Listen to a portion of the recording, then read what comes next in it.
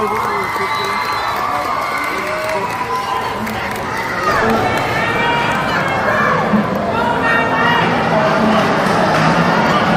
hapon Banate, maayong hapon Banatenhon, maayong hapon sa tanan. Ang bugana isa ka tinaga na nagakahulugan bastante o kung dagaya. Ang tribo ginapasakumpay sa mga pamatanon sa tatlong na barangay, Dalapas, Juanico, kag Managupaya.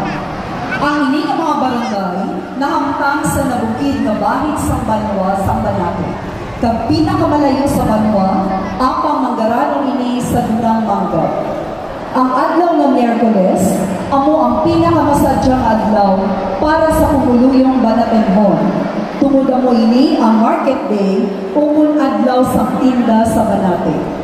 Tiyon na madala kag makaligya sa mga kumuluyo ang ilan na nariksari ng mga produkto na nagikan sa kaunman. Hindi lang produkto sa kaunman, kundi pati man ang produkto sa kadagatan.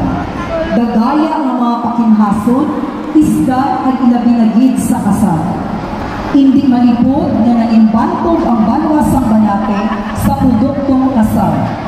Sa pihak sa nagkalain-lain na produkto na halin sa kadagatan, ginapangita kag ginakalakagan sa atong mga bisita, balikbayan kag turista. Gusto gid nila ang preska, matamis kag marinis nga kasal sa Banwang Banate. Kag amo man ini ang rason nga ginhiwag kag ginaselebrar ang Kasal Festival. Kag bilang paghatag pasitubo kag pagtugtong sini, ginbutang ini ang imahe sa kasal sa sentro sa Plaza San Banate.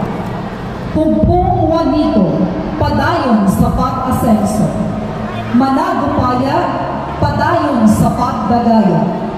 Paspas de la Paz, padayon sa paghimakas. Kari kag ako sa